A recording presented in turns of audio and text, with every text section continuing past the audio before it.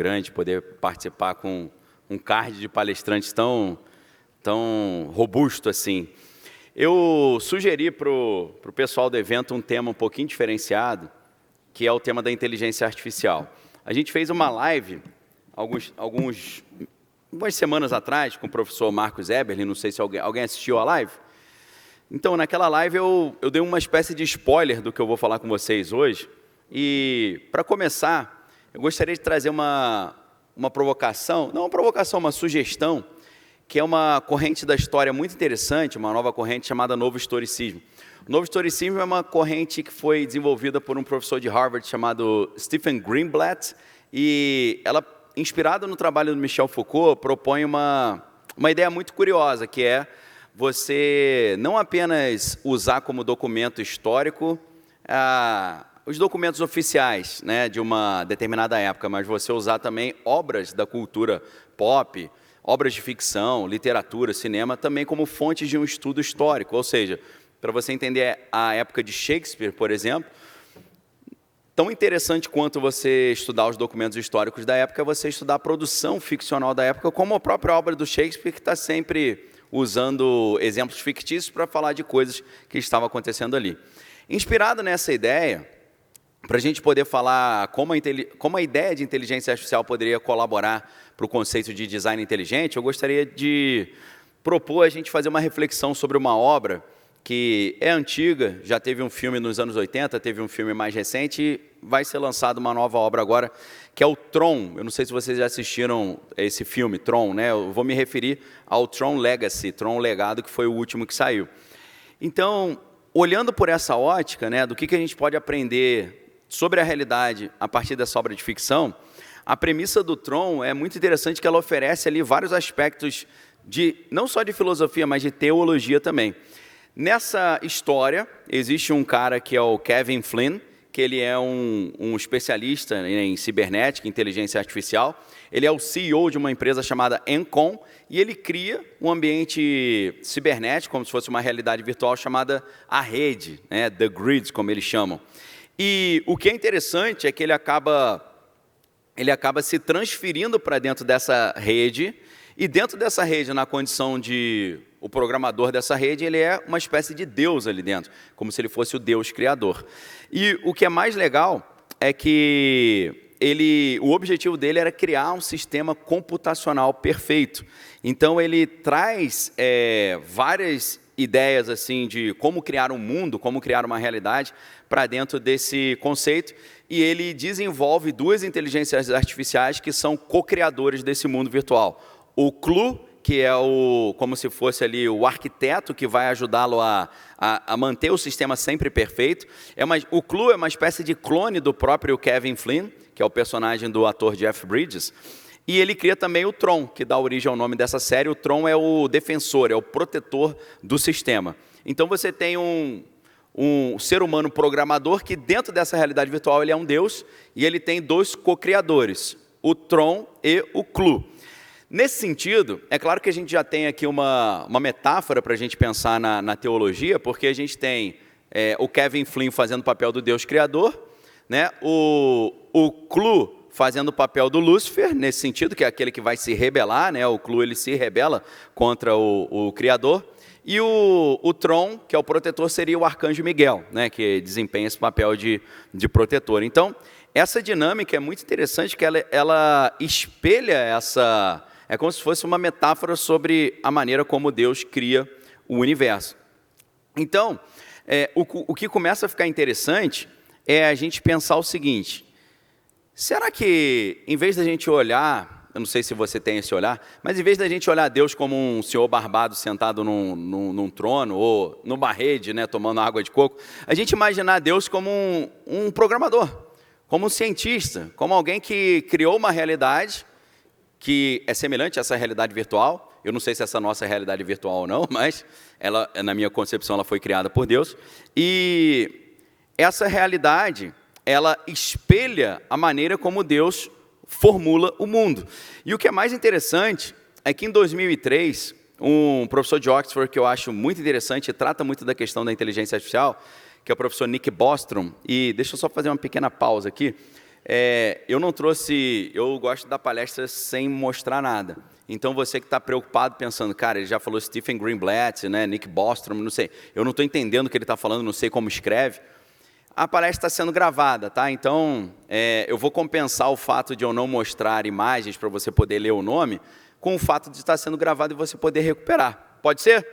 Vamos combinar assim? Eu vou imaginar a resposta de vocês, que eu não estou vendo o rostinho de vocês. Vou imaginar que está todo mundo... Ok, valeu, pode ser, tá bom? Nick Bostrom, ele escreveu um artigo em 2003, muito interessante, chamado Are You Living in a Computer Simulation? Você está vivendo numa simulação computacional? E ele começa a fazer uns cálculos muito interessantes, mostrando que existe uma hipótese, uma possibilidade, uma probabilidade, ainda que seja especulativa, de que nós estejamos vivendo numa simulação. Uma simulação em que sentido? Alguma civilização muito avançada, de outro tipo de ser, né? Talvez não o ser humano, outros seres inteligentes, eles desenvolveram um nível de tecnologia capaz de replicar universos.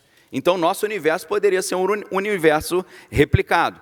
Ele dá, obviamente, como um belo trabalho acadêmico, tem o elemento de alteridade, ele dá argumentos a favor dessa ideia da simulação, argumentos contrários à ideia de simulação.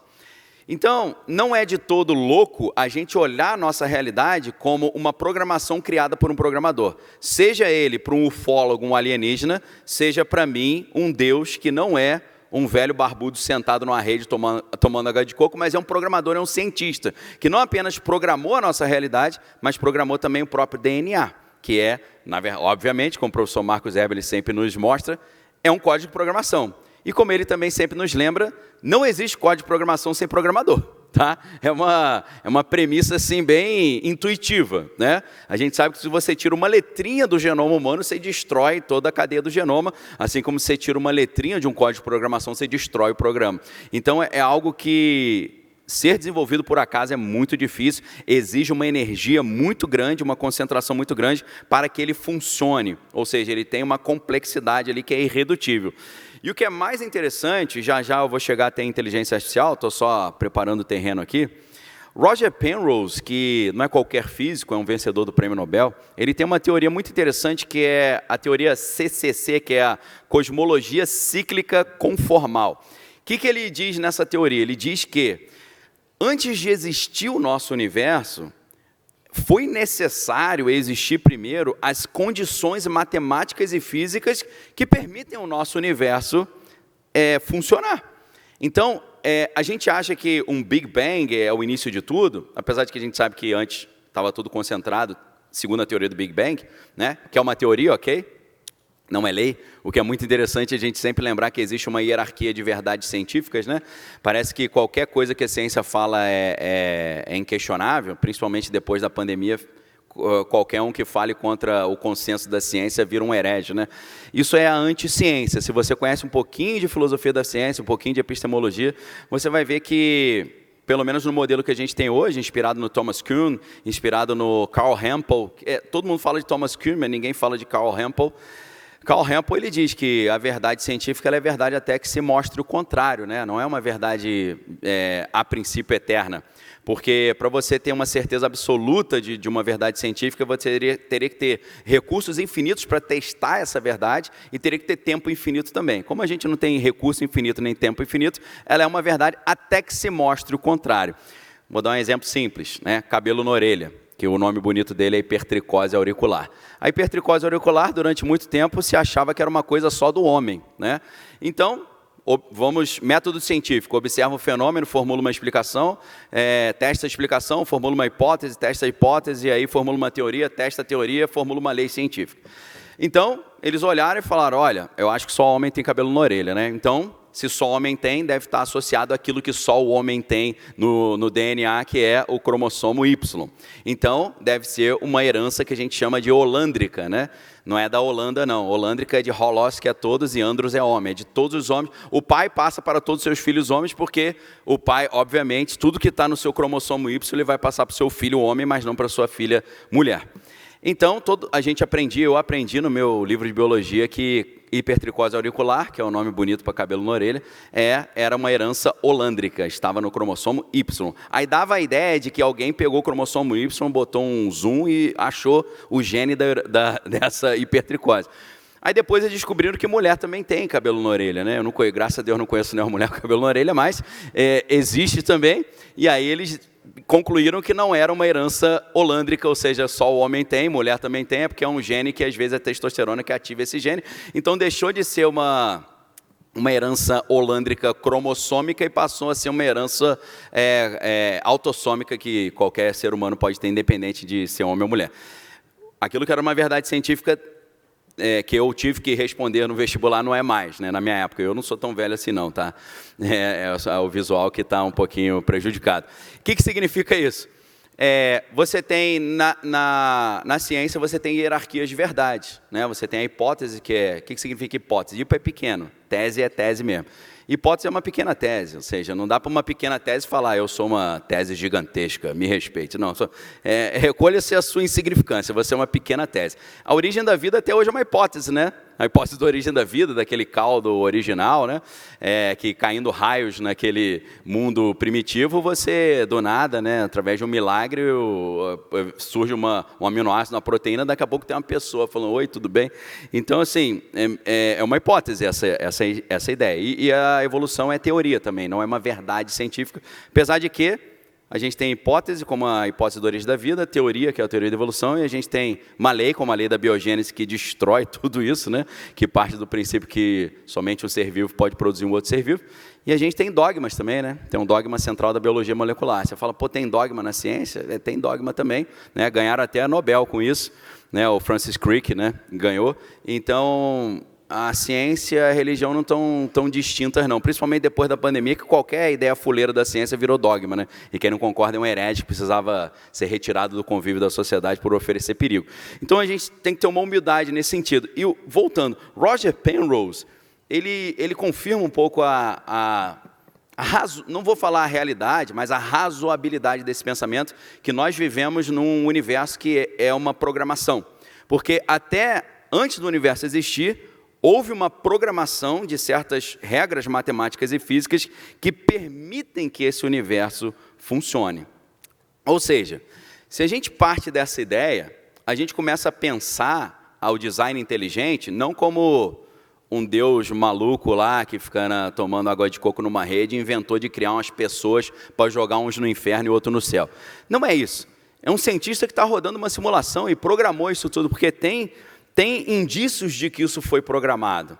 E onde entra a inteligência artificial nisso? A inteligência artificial é um exemplo prático de como isso pode ser feito. Por quê? A possibilidade da inteligência artificial se transformar no que a gente chama de AGI, Artificial General Intelligence, ou a inteligência artificial geral, que é a inteligência artificial ter a semelhança de uma consciência humana, e para você ter uma máquina com a consciência humana, é algo bem complexo, né? Porque para você ter um raciocínio semelhante ao do ser humano, você tem que ter 10 elevado a 14 operações por segundo, ok? É o que o teu cérebro faz. A máquina ainda não atingiu isso. Então, existe uma possibilidade que a máquina irá atingir isso. Segundo o meu xará Daniel Kokotallo, que ele era o filósofo que trabalhava na parte de ética e segurança da OpenAI, que foi demitido, né, porque falou que tinha muito perigo, né, o Sam Altman, que é o CEO da OpenAI, não gostou, mandou ele embora. Ele falou, isso aí vai terminar mal, essa inteligência artificial que vocês estão fazendo sem parâmetro de segurança. Ela já está mentindo, ela já está alucinando. O que é alucinação na inteligência artificial? É você pedir para ela fazer algo e ela começa a inventar coisa, ela inventa personagem, fato que não existiu, você fala, não, peraí, eu pedi uma resposta calcada em base factual, você tá alucinando. Então ele começou a apontar esses problemas e foi demitido.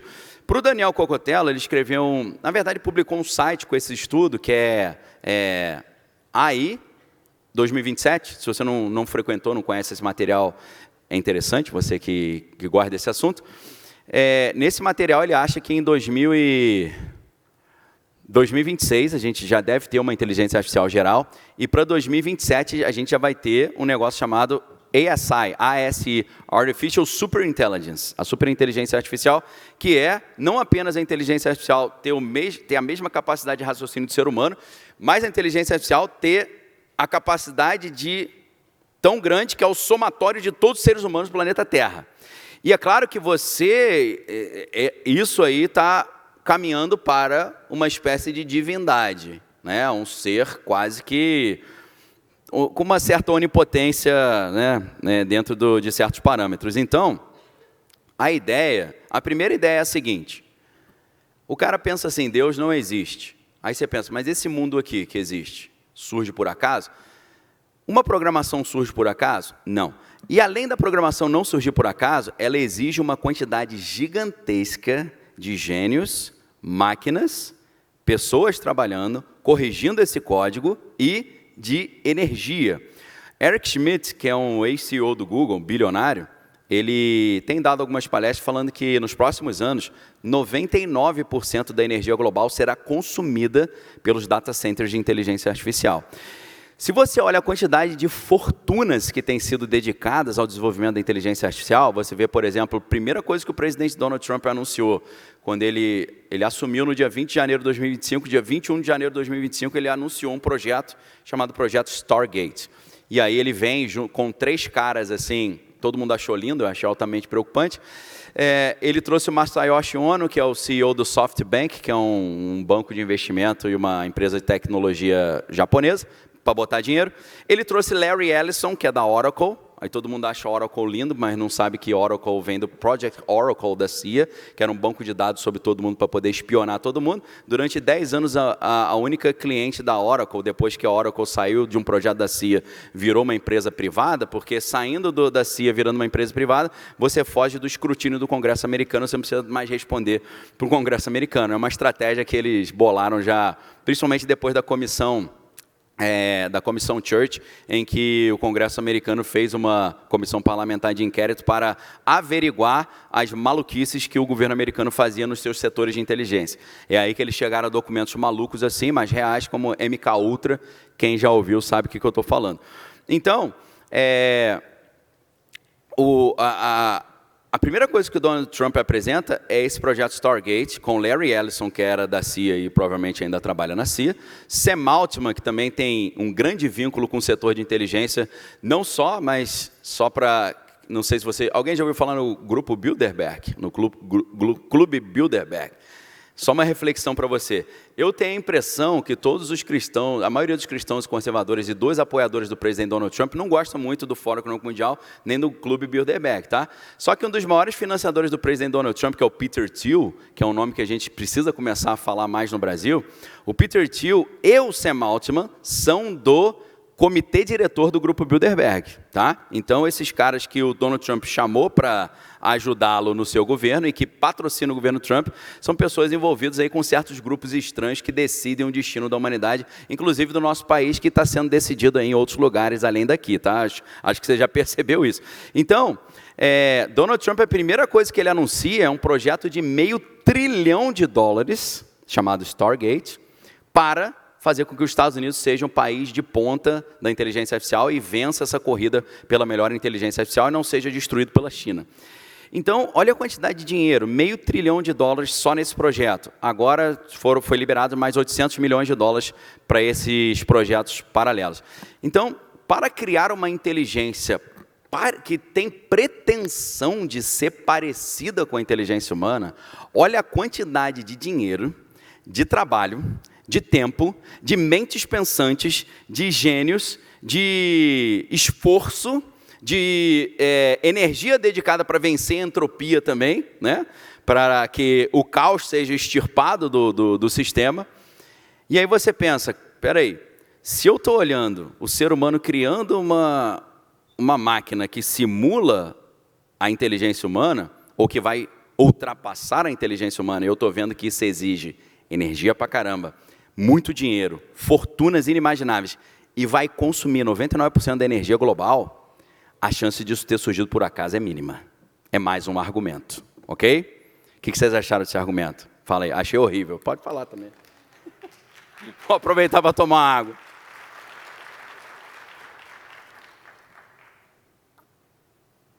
É claro que tudo que é novo é meio chato, né, de você... Eu estou gastando uma energia terrível, olha a tinta que eu perdi no meu cabelo, gastando uma energia terrível para parir essa ideia nova, né? E o professor Marcos Eberle até falou, né, que inteligência artificial agora, então, com essa ideia que eu trouxe, pode ser o 5º pilar do design inteligente, né? Eu vou fazer essa proposta, né, para os cabeças, né? Ó, acho que eu achei um 5º pilar aí, né? Então, a inteligência artificial, ela está sendo encarada como algo que não vai apenas simular o ser humano, replicar o ser humano, mas como algo que vai se tornar mais do que o ser humano. E é claro que a ideia de você ter algo no universo que tem mais capacidade que o ser humano é preocupante porque é algo que nunca aconteceu. A gente não tem, pelo menos, você que não crê em civilizações alienígenas, se você não crê nisso, não tem nada mais inteligente que o ser humano. Nós nunca tivemos aqui no planeta Terra nada mais inteligente que nós. Então a gente tem um enorme ponto de interrogação, de pensar, peraí, como é que a gente lida com a formiga? Como é que a gente lida com a galinha? Como é que a gente lida com o boi, com a vaca? Será que nós que somos mais inteligentes que esses seres, seremos tratados assim por esse outro ser que vai ser mais inteligente do que nós? Essa é uma preocupação altamente atual, urgente, séria, e ela é tão séria que ela não é falada, né? Porque as verdadeiras coisas importantes não são faladas, né? Existe um silenciamento aí, né? Lá na minha área da linguística, na análise de discurso, né, o professor Dominique Menguenot, ele falava das redes de restrições semânticas. Isso está no livro chamado Gênese do Discurso, que é uma adaptação da tese de doutorado dele na Universidade de Paris, que chamava Sémantique de la Polémique, que era a semântica da polêmica. Você desculpa de eu falar muito rápido, tá? Porque o meu maior inimigo não é nem Satanás, não, é o Cronos, é o tempo. Eu estou numa batalha eterna com ele, né? Acho por isso que ele tentou tirar um pouco me fazer ficar mais velho mais cedo para tentar reduzir meu tempo, mas Deus vai renovando as minhas células em nome de Jesus, né? Melhorando minhas mitoses aí, minhas meioses também, apesar de que eu não quero ter filho mais não, mas né, que as meioses também continuem funcionando bem, em nome de Jesus, né? Então, desculpa estar falando rápido, mas assim, a minha bengala aqui, a minha muleta é que está sendo gravado. Você vai falar, cara, não entendi nada, ele falou rápido pra caramba, tá fanho, tá rouco, dicção horrível. Mas aí tu assiste depois, pode ser? Porque senão eu não vou conseguir concluir isso tudo em 40 minutos que me deram aqui, já estou suando frio. Mas, continuando, a gente não está vendo uma ideia de, a inteligência artificial vai ser igual ao ser humano. Não, ela vai superar o humano. Esse que é o grande problema. O professor Max Tegmark, que é um professor lá do MIT, ele criou um projeto, que é um projeto para tentar defender a humanidade desse perigo.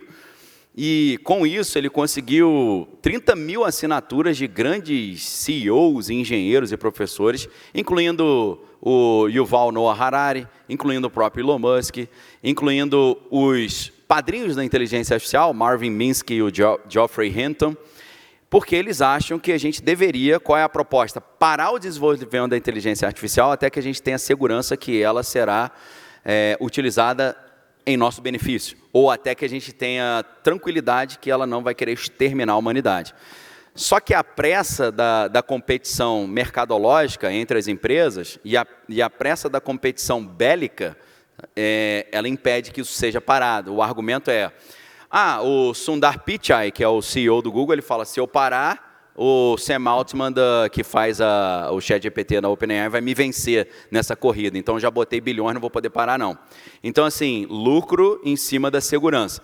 E aí tem um outro argumento. Se os Estados Unidos decidirem parar esse desenvolvimento, a China não vai parar, eles vão vencer, e aí, na próxima guerra, eles irão nos destruir. Então, devido a uma disputa bélica, uma disputa mercadológica, provavelmente a gente está construindo algo que vai dar problema. Segundo todos esses especialistas que eu citei aqui, só analfabeto, né? O cara professor da MIT, né? O Yuval Noah Harari, só gente ignorante. Mas eu fico impressionado como é que aqui no Brasil as pessoas pensam assim, cara, a inteligência artificial é perigosa, né? Eu falo, é perigosa mesmo. Tem um perigo existencial. Não, existencial nem acredito não, eu acho que só vai tirar emprego, né? Meu irmão, tirar emprego é o de mínimo, pior é tirar a tua vida, ok? Os caras estão preocupados em perder o emprego, enquanto deveriam estar preocupados em perder a sua existência. E essa é a preocupação cada vez mais real. Principalmente quando a gente vê que presidente Donald Trump estava com aquela briguinha lá, que para mim é briga de comadre com o Elon Musk, e aí o Elon Musk falando que ele não liberou os documentos do Jeffrey Epstein porque ele está implicado, o nome dele está lá, falando que ele com esse, o chamado BBB do presidente Donald Trump, né, que é o Big Brother, mas não da televisão, o Big Brother é do George Orwell, né, porque nessa lei, né, Big and Beautiful Bill, tem um monte de critérios ali que vão transformar os Estados Unidos numa tecnocracia de vigilância total, tá? O Genius Act, que eles aprovaram agora ontem também, não dá tempo de a gente falar nisso, mas quem quiser acompanhar meu canal lá, estou no YouTube e no Instagram ao meio-dia, fazer um jabá, né, aproveitar, né? Meio-dia, Daniel Lopes com Z, no YouTube e no Instagram, falando sobre esses assuntos. Então, esse pessoal top da engenharia, da ciência e da tecnologia estão muito preocupados com a ideia da inteligência artificial ultrapassar o ser humano e se tornar uma espécie de Deus. E realmente, voltando no novo historicismo, se você pensa, por exemplo, em obras ficcionais como Exterminador do Futuro, que os Estados Unidos montam um sistema de defesa controlado pela inteligência artificial e entregam para a inteligência artificial a decisão de ir para a guerra ou não, jogar uma bomba ou não, matar ou não, terminou mal para caramba. Vocês viram como é que termina isso na série, né? Inclusive, parece que a Skynet está sendo construída nesse exato momento, porque o presidente Donald Trump acabou de liberar $200 milhões para a Anthropic, que é a empresa de inteligência artificial, $200 milhões para o Gemini, $200 milhões para a OpenAI, que é do ChatGPT, e $200 milhões para o seu inimigo Elon Musk, para xAI e o Grok. Então, mais $800 milhões para quê? Nesse último projeto. Se você botar na internet aí, Trump libera $200 milhões para xAI e o Grok, a polêmica inteligência artificial de Elon Musk. O objetivo é que a inteligência artificial seja usada na defesa para automatizar as decisões de defesa do governo americano. Isso é o que a Skynet faz no Exterminador do Futuro. Então, por que eu estou falando disso tudo? Esses especialistas estão dizendo que o ser humano está criando um Deus. Aí eu pensei uma coisa. Numa entrevista recente que o Jordan Peterson fez com o Elon Musk na sede da Tesla, ele falou para o Jordan Peterson que ele estava construindo um novo data center da xAI, que fabrica o Grok, a inteligência artificial do Elon Musk, lá em Memphis, no Tennessee. E ele até fez uma brincadeira. Memphis, o mesmo lugar onde os faraós governavam o Egito. E ele fala, é lá onde nós iremos criar o nosso novo Deus. Aí riu. Aí o Jordan Peterson falou, não achei graça não. Achei preocupante.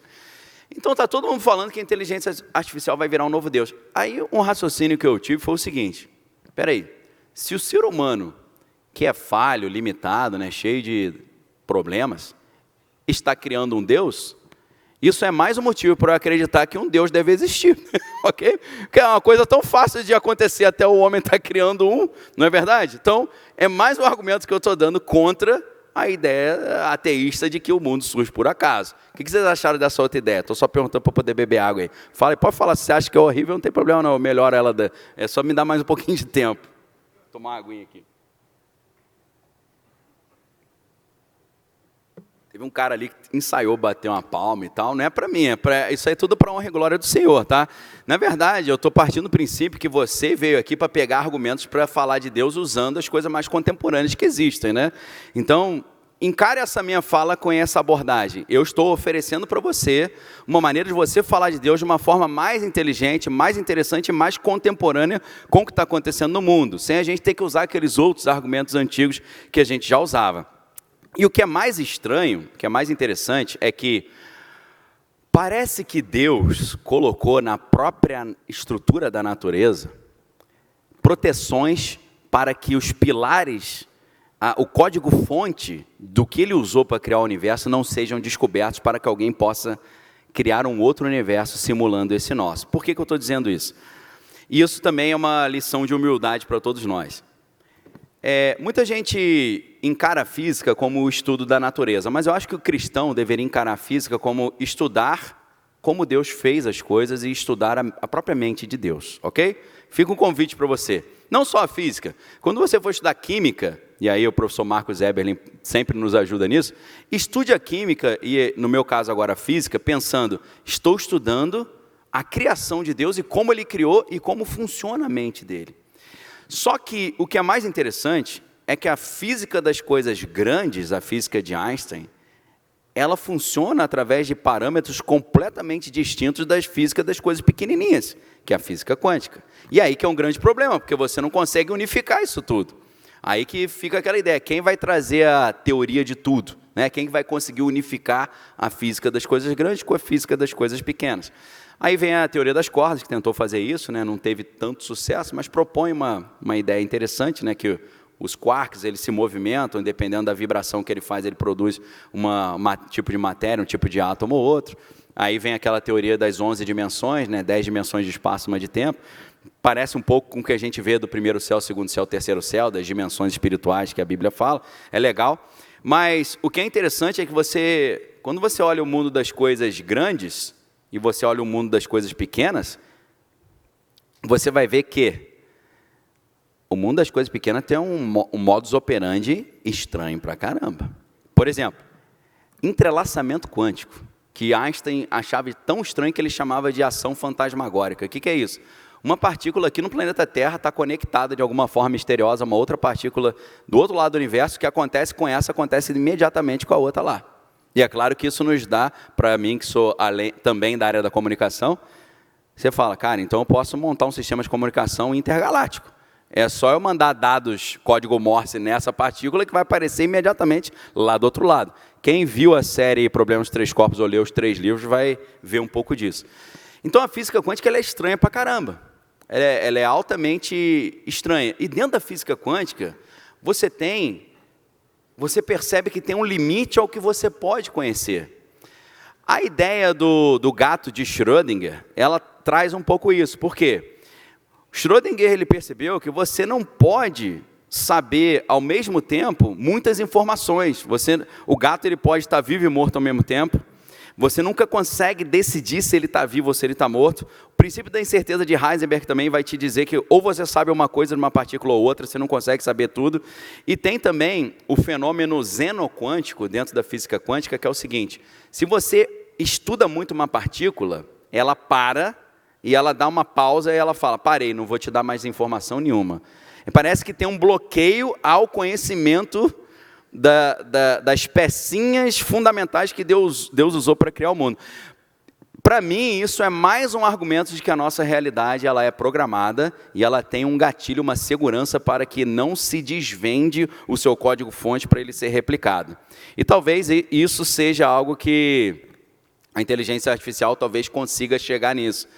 Atropelar esses bloqueios que há na natureza de você conhecer o código-fonte para replicar, talvez a inteligência artificial consiga superar isso se ela seguir, né, o padrão geométrico de evolução que está seguindo. ChatGPT, o anterior, que era o 3, ele já estava com 155 de QI, lembrando que a Einstein tinha 160. A gente imaginar o ChatGPT com 600 de QI já é uma coisa que a gente não vai saber nem o que ele está fazendo. E daí para cima, é exponencial. Daqui a pouco ele está com 3 milhões de QI, aí realmente ele vai estar fazendo coisa e a gente não vai ter nem condição de imaginar o que ele vai estar fazendo. Somando isso tudo, eu concluo, olhando para a inteligência artificial, eu concluo que a inteligência artificial é um código de programação altamente complexo que tenta replicar a mente humana. E eu concluo, isso é complexo demais para surgir por acaso. Tem um design ali. E se é um código, tem um codificador. Se é um código de programação, tem um programador. Segunda coisa, Deus programou tão bem que Ele colocou gatilhos de proteção. Eu não sei se você se lembra, mas, para encerrar, a história da Torre de Babel ela é extremamente interessante nesse aspecto, de um limite ao conhecimento humano. Por quê? Deus, quando olha o pessoal construindo essa torre, falando, chegaremos até o céu e tal, na história dos hebreus, né, do Flávio Josefo, ele vai dizer que o objetivo de Nimrod era chegar até o trono de Deus e matar Deus, para se vingar da morte dos seus antepassados, né? Então, tinham vários propósitos, né? A Torre de Babel é ser tão alta que um novo dilúvio não pudesse eliminar a humanidade, é se proteger do juízo divino, né? É tipo os bilionários hoje construindo bunkers, achando que com os bunkers vão se livrar do juízo divino. E só uma provocação para vocês, isso não é brincadeira, isso é sério. O pai dessa aliança entre o Vale do Silício com o Donald Trump, que é o Peter Thiel, que criou a Palantir Technologies, ele deu uma palestra, uma entrevista tempos atrás para o Hoover Institute. Se você botar Peter Thiel Hoover Institute, você vai achar isso que eu estou te falando. E ele deu uma entrevista 3 semanas atrás para o Ross Douthat, que é um jornalista do New York Times. Nessas 2 entrevistas ele fala sobre a tecnologia, o anticristo e o apocalipse. Então ele cita de cabeça Tessalonicenses 5:3, se eu não estou enganado, e ele fala, o lema do anticristo é paz e segurança. Então esses caras estão lendo Bíblia, eles estão se inspirando em Bíblia para fazer o que eles estão fazendo. E eu sugiro a você começar a imaginar que esses caras sabem que Deus vai mandar 21 juízos em cima da cabeça deles, 7 taças, 7 selos e 7 trombetas, e eles estão se preparando para fugir disso para Marte ou para baixo da Terra, nesses bunkers que hoje uma das maiores economistas americanas, a Catherine Austin Fitts, já concluiu que eles sumiram 21 trilhões de dólares do orçamento americano. E ela descobriu que foi para a construção de bases subterrâneas. Reflita sobre isso. Então, por que eu estou falando isso para vocês? Esses caras estão se inspirando em Bíblia para tentar se proteger de um cataclisma que eles creem que está chegando. Elon Musk tem falado que ele quer ir para Marte por causa de um perigo de terceira guerra mundial, por causa de uma nova era glacial, por causa de um evento geofísico, por causa da inversão do polo magnético. Tá? Vejam o que esses caras top da economia, da ciência do mundo estão falando. 5 minutinhos de pesquisa você chega nesse conteúdo. Então, eu creio que se você olha a inteligência artificial hoje, você que é cristão, e é um defensor da fé cristã, e segue 1 Pedro 3,15, que diz, o apóstolo Pedro fala, estejais preparados a dar a razão da tua fé a todo aquele que vos pedir. E eu tive essa experiência ontem, eu estava num podcast chamado A Hora da Maldade, do meu amigo Afonso Solano, que é um podcast de terror, né? E aí uma das apresentadoras falou, mas você realmente acredita em Deus e tal? E aí o que eu pensei? Em vez de eu falar, sim, eu acredito em Deus, porque né, o mundo é tão complexo, eu fui encaixando esses argumentos todos. E isso abre um caminho para uma pessoa que está com o seu entendimento travado para as coisas divinas, para que isso se abra. Então, na minha leitura, a inteligência artificial, ela me mostra que replicar a inteligência humana é muito difícil. Replicar a inteligência humana existe um investimento monumental, existem gênios trabalhando nisso, é uma coisa impossível de surgir por acaso, ainda que você tenha muito tempo e muitos átomos. Esses átomos não vão se reorganizar produzindo uma inteligência semelhante à inteligência humana, tendo 10 elevado a 14 operações por segundo. Isso não vai ter. Então, a inteligência artificial mostra a complexidade necessária para você replicar a mente humana. Imagine a complexidade necessária para você replicar o mundo subatômico e um DNA humano, por exemplo. Então, me leva a crer mais no design inteligente do que crer no materialismo ateísta. Ele falou que tinha 5 minutos. Alguém quer fazer alguma pergunta? Acho que tem 1 minuto. Fale agora ou cale-se para sempre. Eu não sei nem se é para abrir para isso, mas como eu preciso tomar uma aguinha, faz a pergunta qualquer aí. Eu já sei, você quer saber quantos anos eu tenho? 43. Fala alguém aí, qualquer coisa, senão eu encerro. Oi.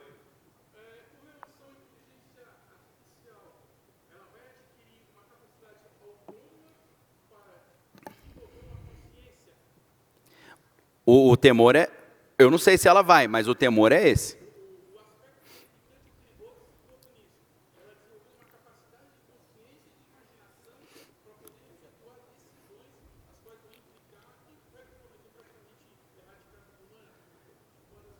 Isso. Então, a preocupação do professor Jeffrey Hinton, que é o padrinho da inteligência artificial, é essa. Porque ele diz o seguinte, olha, se você tem você pensa assim, mas eles têm emoções? Tem. É claro que ele diz, a inteligência artificial, quando ela fica nervosa, ela não fica suada, ela não tem uma sudorese, porque ela não tem um corpo.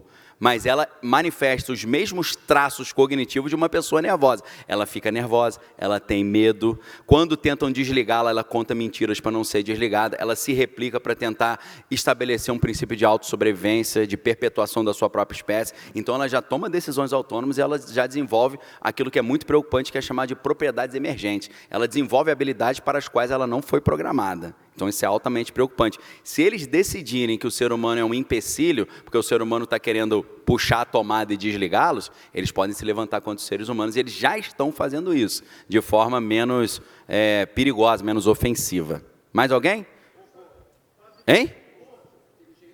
Como é que é? Robô? Ah, sim, o robô Optimus. É pior, né?